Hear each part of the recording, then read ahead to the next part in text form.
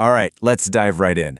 We're about to unpack the incredibly complex world of financial crime and the frameworks we've built to fight back. Now, if you're a professional on the front lines, someone whose job it is to protect our financial systems, think of this as your essential briefing. Let's get to it. I want to start with a number that really just sets the scene here. 2 to 5%. So what is that? Well, according to the UN, that's the slice of global GDP that gets laundered every single year. We're talking trillions of dollars. This is not some small niche problem. It's a colossal shadow economy, and it affects every single one of us. You know, this quote right here, it just hits the nail on the head. Complexity, opacity, and speed. These aren't just buzzwords. They are the criminals' best friends. They're the tools they use to slice through our financial systems.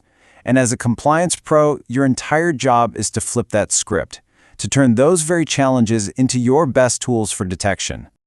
So, here's our game plan for today. First, we're going to look at the sheer scale of the threat. Then, we'll dissect the anatomy of financial crime itself. After that, we'll peek inside the criminal's playbook, see why your institution is the gateway, and finally, we'll cover the global rulebook that gives us a fighting chance. Okay, first up, let's really wrap our heads around the scale of this. And I want to be clear, this goes way beyond just stolen money. This is a systemic risk. It's the kind of thing that can erode the integrity of our markets and, believe it or not, even threaten national security. So what does this threat actually look like on the ground? Let's get into the anatomy of financial crime. We're going to deconstruct the core threats that you have to face day in and day out. Let's start with the big one, money laundering. It's really the art of making dirty money look sparkling clean. But here's the absolute key, the one thing you have to remember.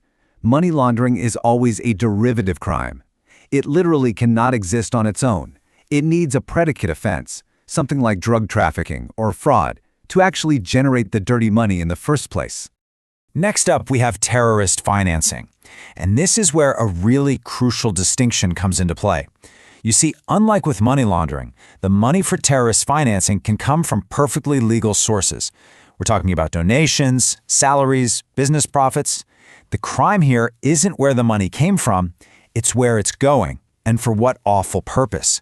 Putting them side by side like this makes it crystal clear, right?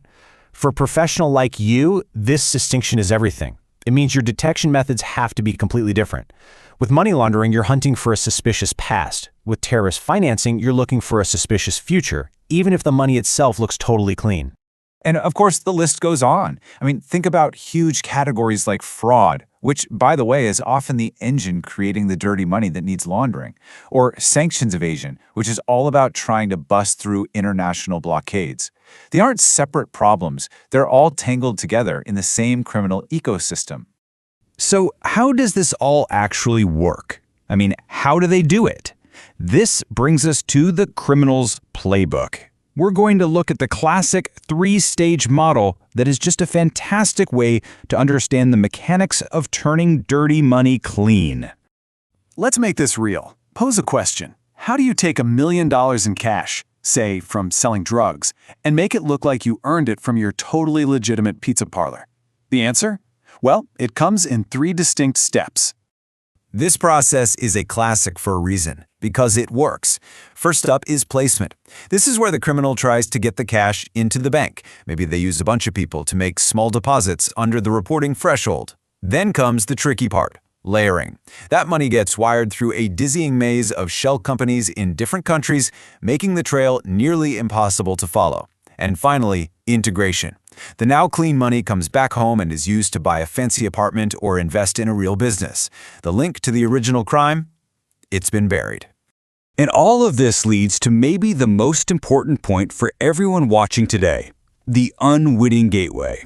Why is it that the very place you go to work every day is ground zero for this entire criminal enterprise?